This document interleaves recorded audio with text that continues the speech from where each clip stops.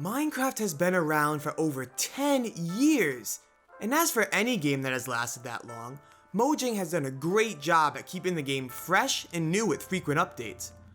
Unfortunately though, a drawback for long-lasting games is usually content burnout. I mean, hardcore fans of Minecraft have been mining and placing blocks for over a decade. That's a lot of left and right clicks. Obviously, a large contributor to Minecraft's long-lasting success is the multiplayer. Custom servers such as Hypixel have helped keep Minecraft on its feet without Mojang lifting a finger. But don't confuse the situation. These servers haven't been the Egyptian gods carrying Minecraft on its back, but more so like villagers. Minecraft will release an update, and servers will use those materials to craft larger projects. Now the question is, has Minecraft given its share of the bargain in the latest 1.17 Caves and Cliffs update? Let's find out if all this fuss is actually worth playing. Before we make any judgment, let's break down what new content has been released. When you hear Caves and Cliffs, what stands out? Cliffs are nice, but caves are all the hype. Players have been asking for a cave revamp for years now. And although mobs lurk at night, nothing is more notorious than a creeper destroying hours of hard work in the mine. Unfortunately though, we didn't receive any new major mobs. We do receive two minor additions though. Goats and Axolotls? I think that's how you pronounce it? I won't sugarcoat the goats. They are pretty much useless. They give milk and scream. So essentially just act as a reskinned cow. The Axolotls though do bring a new game-changing element to your world. These cute little creatures pack a bigger punch than they appear. Scooping them up in buckets allows you to carry them on the go and unleash an axolotl army.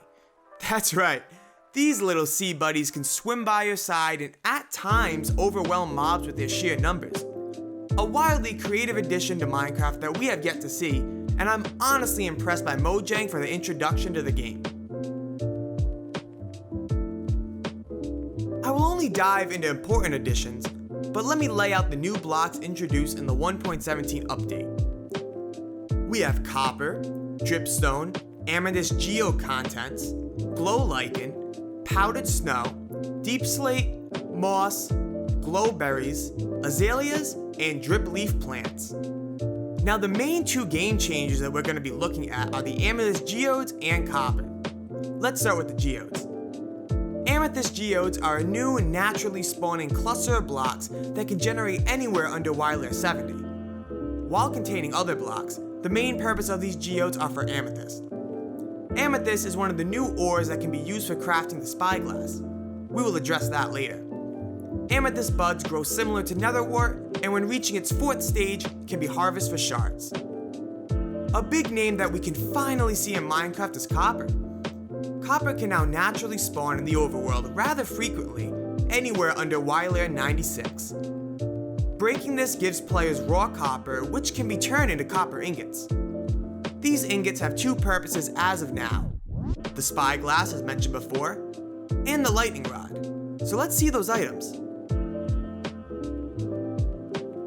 The lightning rod can be used to redirect strikes of lightning. This feature isn't as cool as it sounds. The lightning rod isn't so much a means to become Zeus himself, but more of a way to protect your house during lightning storms. If lightning strikes near the rod, it will be directed away and remove any risk of a house fire. One interesting feature though is the ability to send a redstone signal when a rod is struck. Now, we have been using the word spyglass for a while. So what is it? Well, it's a telescope. You can use it to zoom in on faraway objects. So if you don't already have a mod that does this for you, it is now a feature in the game. Well, that's pretty much it. Now before I go any further with my conclusion, I want to address that this is only part 1 to the 1.17 Caves and Cliffs update. This update covers more of the new items introduced, while part 2, being released in the winter, will feature more land changes, including a new mob called the Warden. So, is the new 1.17 Caves and Cliffs update worth playing? I don't think so. Now, I want to make this very clear. Minecraft is 100% worth playing. If you have been living under a rock your whole life and haven't tried out Minecraft, I would buy it immediately. Minecraft has been one of the oldest games in my library, and I still play it to this day. I have yet to find a game that has given me more hours in Minecraft. But for those players who are familiar and have been playing Minecraft for years, Part 1 of the Caves and Cliffs update just doesn't add enough new features to keep the game fresh. This comes to some surprise, as new ores usually call for plenty of new blocks and features, but as of now, those are lacking. The only new additions are neutral mobs, cosmetic blocks, and currently, somewhat useless items.